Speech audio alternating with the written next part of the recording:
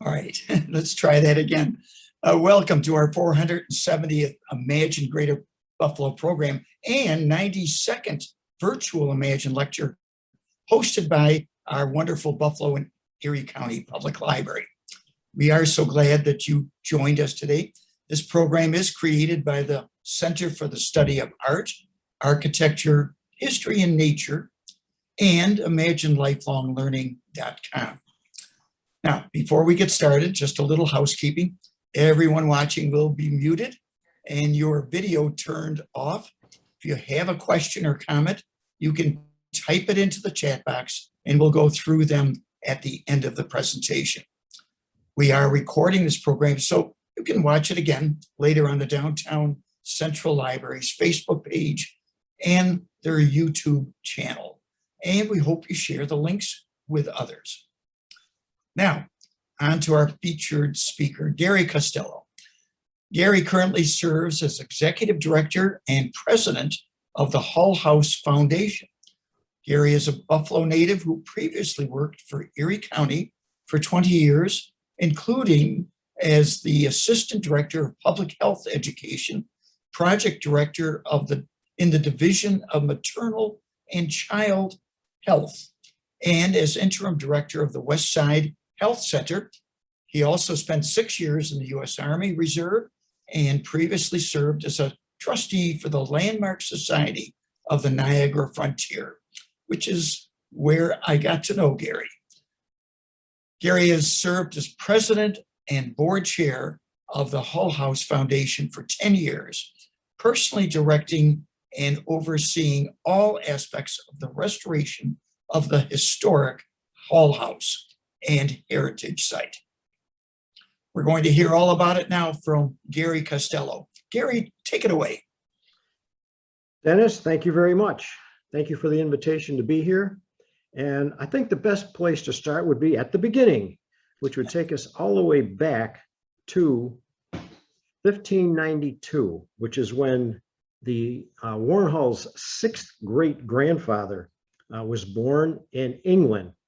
Some 38 years later, he decided to come to America. It wasn't, of course, the United States for quite a few years yet to come, but he came here in 1630 and lived in Killingworth, Connecticut. Some 200 years, not quite 200 years later, but about 150 or so years later, Warren Hull was born in 1762. Warren Hull was born in Killingworth, and in 1776, we all know what happened that year when the revolution was started. Warren's father, a fellow by the name of Peter Hull, was with the Berkshire Militia, and the Berkshire Militia in 1779 decided to enter the fight, and Warren, at 17 years of age, decided that he would be a part of that militia effort as well. They marched over from where they were living at the time, which was Stockbridge, Massachusetts. They marched on over to what was then Fort West Point. And who was there at the time but none other than General George Washington with his troops. So this gentleman, Warren Hull, was actually associated with General Washington. Now, Warren and his father fought for 15 months.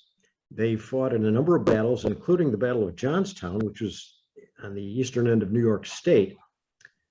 They defeated the British there, pushed them back north. That was in October of 1781, and it was the same week almost that British General Cornwallis surrendered to General Washington at Yorktown, Virginia. Now, slightly after the war, perhaps a year after the war, Warren meets Polly, his wife-to-be. They marry. They begin to move west across New York State. They live in some 4 other counties in New York State before arriving here in Western New York. The interesting part, Warren Hull takes his article from Joseph Ellicott with the Howland Land Company. He takes that article in 1804.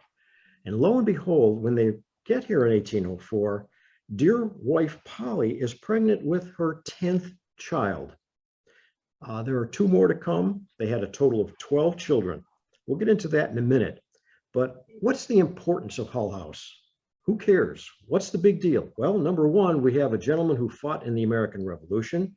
He had an acquaintance with General Washington.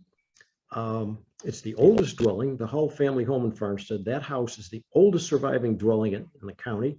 Nothing survives from any settlers that came here before Warren Hull.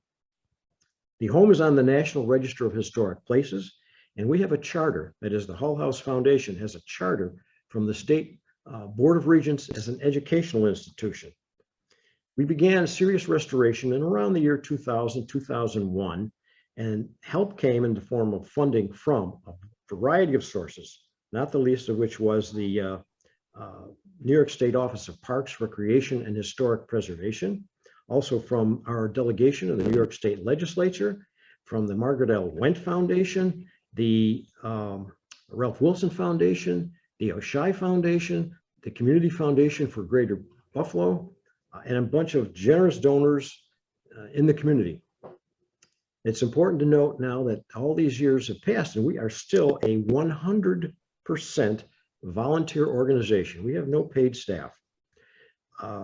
Mentioning the children, Warren and Polly had 12 children, 9 girls and 3 boys. Let me mention just a little bit about a few of them. Their son Edmund became an attorney. Edmund Hull served in the New York State Legislature at the same time that future President Millard Fillmore was serving in the New York State Legislature. Their son James fought in the War of 1812. They have a daughter by the name of Sophia. She became a staunch abolitionist and was living in Ohio and working with the Underground Railroad.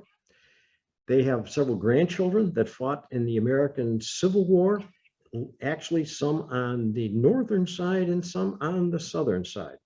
So all these elements add to the importance and the significance of this historic site. We have spent over $1 million on the restoration. We've spent almost another $1 million in acquiring property around the site. Why don't we put up that first image of the Hull House? You can see what we're talking about. If it isn't already up there, I don't know. Is it up there? I hope it is. It is, Gary. Thank you. The plans are to continue the development of the Hull family home and farmstead, which means not just restoring the house, which is almost 90+% complete, but to create the threshing barn. I think we have an image of the threshing barn. That would probably be the next image to come up. And besides the threshing barn that we want to restore, there it is. That's the threshing barn. That's what it will look like when it's completed. A typical 30 by 40 threshing barn. We also want to build the smokehouse, which most likely would have been in existence on the property, putting up the privy, the outdoor bathroom, a well, a root cellar, which I'm sure you know what a root cellar is, where they stored their vegetables. No refrigeration, so you had to store things underground or below ground to keep them cool. Let me make mention of what we hope to do and what we have been doing with the site in terms of its experiences for guests. It is an entirely experiential type of opportunity. We have no velvet ropes across the doors. We have no signs that say no photography. We have no signs that say do not sit on the chair. People can come in and experience it and touch things and enjoy the experience and attempt to relate it to their own lives, make it real for them. And the way we do this, for example, I think you see a slide up there now that shows an image of a Revolutionary War reenactment. We do other types of living history weekends. We have school field trips. We do school field trips for students in the spring and in the fall. We have hands-on heritage days or weekends, which are opportunities, again, to do many hands-on activities, whether it's candle dipping or weaving or stencil writing or writing with a quill pen or preparing food or a whole host of other activities. I think you're looking at a history camp, an image of our history camp now, which kids get to write with quill pens and There should be a couple of other images there that show our Native American activity, and another one that shows the kids engaged in archaeology on the site. They get to practice, they actually work with our University of Buffalo Department of Archaeology and digging and finding artifacts of the time period. We also do tours that we call Meet Our Past tours. Now, these are unique tours that you'll find only at the historic Hull House. The guests experience scripted scenarios, fact-based scenes presented by actors who portray characters of that time period in the 1800s. In fact, we have a tour coming up October 9th. It is a tour that's going to be focused on Black history. We have actors that will be portraying Sojourner Truth, Frederick Douglass, Ida B. Wells, an abolitionist daughter, Sophia Hull. And these types of tours, we also do others. We've done those with the War of 1812. We've done them with characters of the area and the Hull family. We presented characters such as Erastus Granger, Cyrenius Chapin, Joseph Ellicott, and a number of others. So this, in a nutshell, is what we do at the Hull House. We are thrilled to be able to present this local history and offer opportunities for students and folks interested in architecture, federal style architecture, students interested in archaeology, students interested in the time period and the early settlement of Western New York. And this is what we've been doing for the last 12 to 15 years. We have a long way to go. We still need to find additional dollars to complete the farmstead.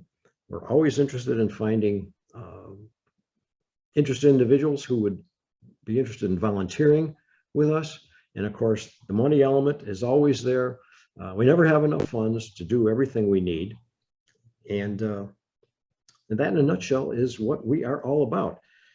I think you see that's one of our War of 1812 scenes. That scene actually depicts a dinner that took place at Fort George,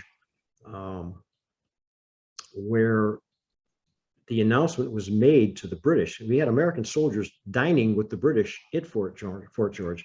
The announcement was made, and they became aware of the fact that President Madison had just declared war on Great Britain. So that's a fun scene that we do. Where was I? Oh yes, we're always interested in new volunteers. If anyone's interested in volunteering or wants to make dollar donations, our website is the hullfamilyhome.com is our website. Our schedule of events is listed there for what's coming up. In fact, we have another event that I should mention as well, besides the Meet Our Past tour on October 9th. October 1st, we're doing the first ever Heritage Dinner. We're actually going to be serving dinner in the historic house itself. If you're interested in participating in that, you can go to the website, look up the phone number, give us a call, make a reservation. It's very limited. There's only limited seating in the house itself, but that's going to be a fun event. There'll be some, well, I'm not going to tell you everything about it, but there'll be a couple of surprises at that dinner, and I hope you'll take a look at it and maybe come on over. So I don't know where we are time-wise. I can keep talking, or we can take some questions and see where we go. Dennis, what do you think? Gary, first of all, it's a great summary of a very, very long journey that you've taken to restore this house and inspire so many volunteers to assist you in that project. So good summary. Let's see if we do have any questions, and then we'll create a little dialogue here. Anne, any questions coming in? Not just yet, but everybody is welcome to put them in the chat box. And let's see if we can create some. Gary, what's been the trend now? Obviously, COVID interrupted whatever trend you had going for education, schools. Great pictures working with the department at UB that's literally learning about our history in Western New York by way of excavations on your property and the whole project. Maybe fill that in a little bit. How does the education component work? How do kids in the region get exposed to the Hull House?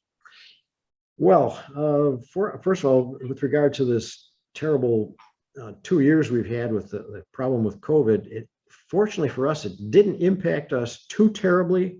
We managed to continue with our events. A lot of people wearing masks. People wanted to come out anyway, and we let them. Well, that didn't make too much of an impact on us. We publicize our school field trips through our assistant, one of our trustees, Suzanne Jacobs, is our director of education, and she communicates with region-wide schools, letting them know that we have the school field trips available to them. Again, if any school is interested, all they need to do is call our phone number. We'll put them in touch with Sue and schedule whatever they're interested in. We do two kinds of school field trips. We do our, I guess I'll call it our basic school field trip, where they come out, they meet characters of the time period, they go through the house, they get to experience that. We also do what we call our extended day field trip, which is about twice as long as the typical school field trip. And they get to do much more. They get more deeply involved and engaged in hands-on activity. That's been quite popular. So in a nutshell, that's what we do with our schools. We do have a couple of questions now. Good. Somebody is asking for more information on the event on October 9th. Okay, I would simply, I guess I failed to bring the phone number with me to make reservations. I think it's 579-2666, 579-2666. Is it listed on your website, Gary? Yes, if they go to the website and click on events, that particular Meet Our Past event is listed there for October 9th. If I've given you the wrong phone number, I apologize. And I apologize to whoever phone number that is. I'm pretty sure that's the right phone number though.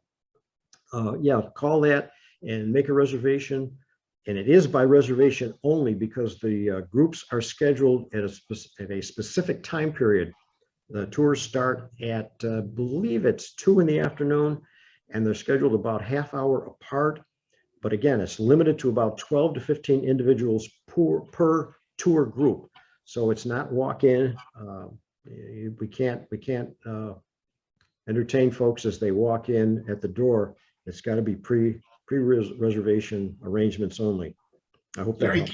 keep repeating the date and what day of the week is it? October 9th, it's a Sunday.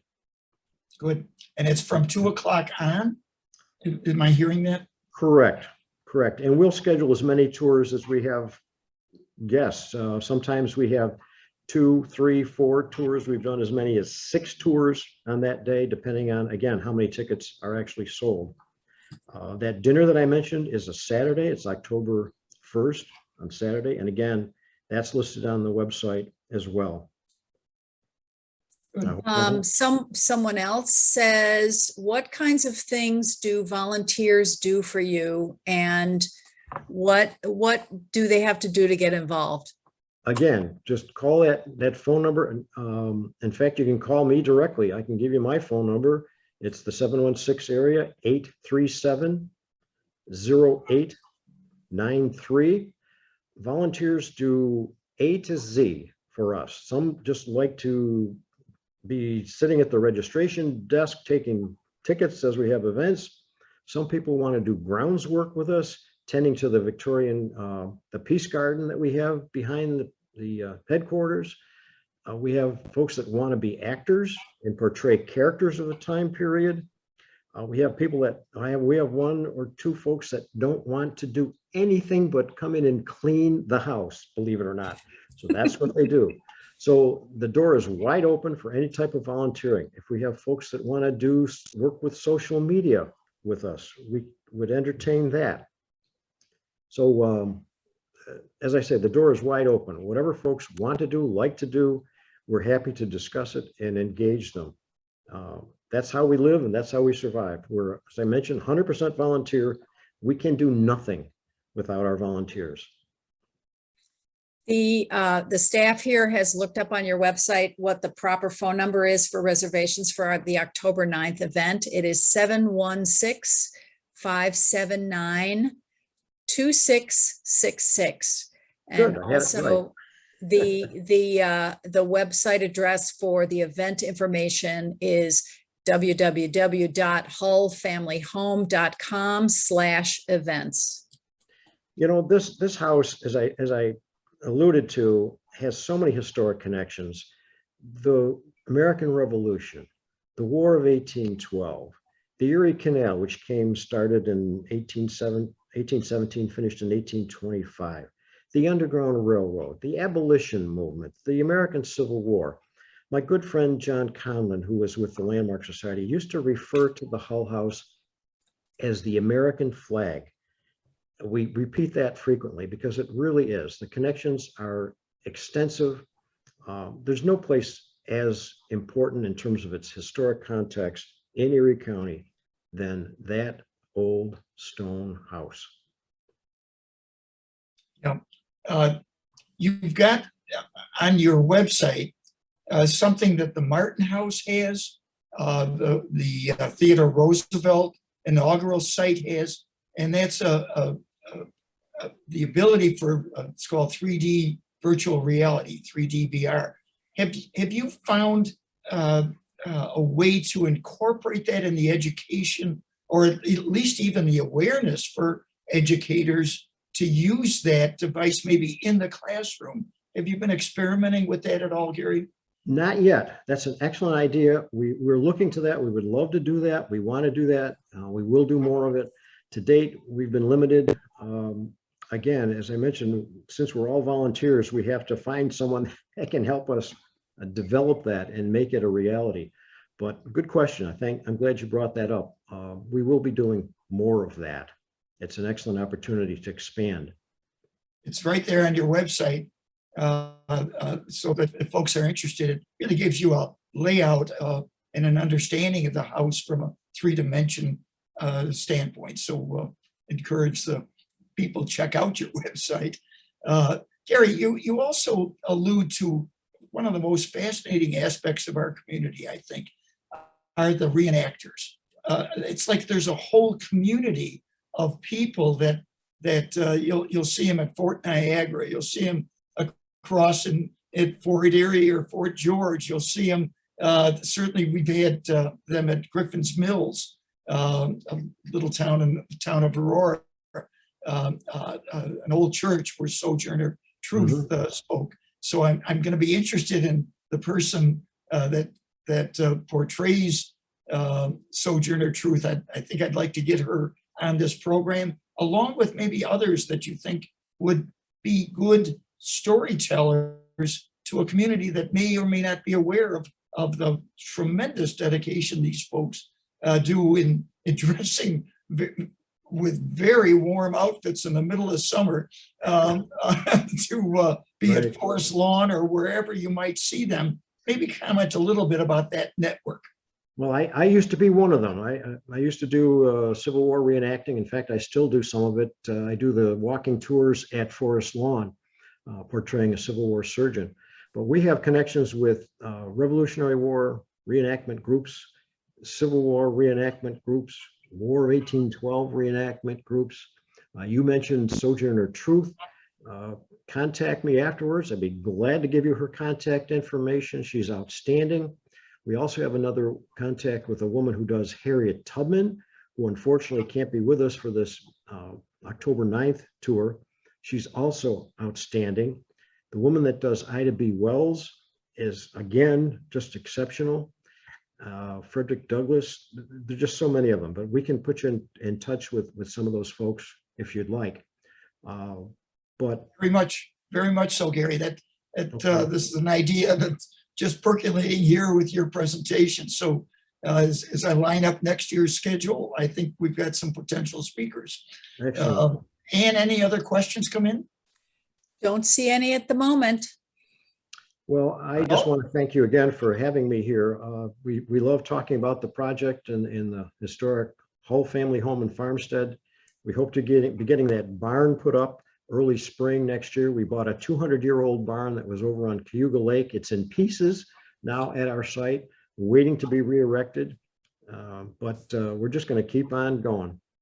Gary, didn't you at one point to create and make sure the scene stayed as close to the time period of the house? Didn't you even buy land, get grant money to buy some land across the street and keep it open, or is that Yes. am I mistaken? Interesting point. When I say we, I mean the Landmark Society acquired the house. That is what they acquired. Only the house. Had no land around it except for a few feet on all four sides. Since that time, we've gotten grant funding to purchase a total of 27 more acres. We now have land to the north of us, to the east, to the west, and even across the street. So yeah, we're definitely, without it, we couldn't have a campus. We couldn't do what we're doing now. So we have 28 acres, which is still only a fraction of what Hull owned. He owned over 300 acres when he was farming it. But yes, the plan is to keep some green space there, complete the farmstead with those buildings that I mentioned, and make it real, make it depict what the Hulls would have lived on and worked at that time period. Well, as I say, having known Gary, we both served as trustees on the Landmark Society of the Niagara Frontier that initially saved that house by owning it. And it was no small matter for a small organization to have this. Most of the meetings I remember were totally around the Hull House. And then Mr. Gary Costello showed up and had the desire to run with this ball. I in part created this whole lecture series and C-SAAHN to honor all the volunteers, Gary, that you're pointing to. They make this community, in my estimation, what it is. Behind the scenes folks as volunteers. And you then took that ball, the Hull House, and ran with it. And two decades later, almost, you got what you got, and an amazing story that most in our community probably aren't aware of. I hope this short program and a link that you share it with your members and supporters helps get the story out. Thank you so much. That's my hats off to you, Gary, very much so. Thank you. It's been an honor. It's been an honor to work with that project. And I still get chills when I walk around there knowing that I'm walking right where a gentleman who was in the presence of General Washington also lived and worked. So, and thank you for all you've done with this particular project to spread the word about hundreds of important issues in Western New York. Thank you. Well, you're welcome. And it's like a cornerstone piece. Foundation, let's call it foundational historic site that, again, would have just disappeared if it wasn't for the efforts of you and all the volunteers that you've mobilized. Good people. Hats off to you, Gary. Thank you. Folks, you're welcome. Folks, thank you again for joining us today. We hope to see you back here on Zoom next Tuesday as we hear from Barbara Cole of Just Buffalo Literary Center and Ann Conable, a community relations person. Ann's been helping us host this today at the Buffalo and Erie County Public Library. Now, both of them are collaborating on a very big event occurring just 2 days after next Tuesday on September 29th, Thursday. And it'll be in the Reading Park. Now that is just outside the library. And it's this big, you've probably seen it advertised, the Lit City Celebration. Also, Barbara Cole will tell us about the upcoming Babel series, which is created by Just Buffalo Literary Center. And do you want to add anything to that to whet our appetite for wanting to both hear Tuesday's Imagine program, but more importantly, to be attending and being part of the Lit City celebration? The Lit City celebration is something we've been wanting to do for a couple of years. Obviously, there were reasons why we couldn't do it. It is a celebration of all things literary here in the Buffalo area. And we invite everybody to attend. It is completely free. It will be outside. We are hopeful that the weather will cooperate very nicely on the 29th. It runs from 3 until 7 p.m. on Thursday, September 29th. There will be multiple writers and poets reading their work. There will be videos about Just Buffalo and its programs. There will be music from Daughters of Creative Sound, from Tailor Made Jazz, and from Little Cake. So we hope you will all join us, free and open to the public, out in the reading park. It should be really fun. And just in case the weather doesn't cooperate, it's a small chance, but a chance. What happens then, Ann? Everything would move inside the library. Good. So it's happening, rain or shine. Either way. In one spot or another, but it's happening. Right. Wow, that's great. And this is the first one then, right? Absolutely. Wow. I know you were planning this a couple years ago, I thought. And anyways, that's going to be a big event, an annual event, hopefully. Maybe not, but we'll see what happens after we do it the first time. Let's see what happens. So folks, get the word out. I'm sure it's on the library website as well. And Yes. is there some information about it? Good. And tune in next Tuesday. You'll hear more about it. That's the story, folks. A simple way to do it. Hope to see you next Tuesday. I'm Dennis Galucki. Be well and good day.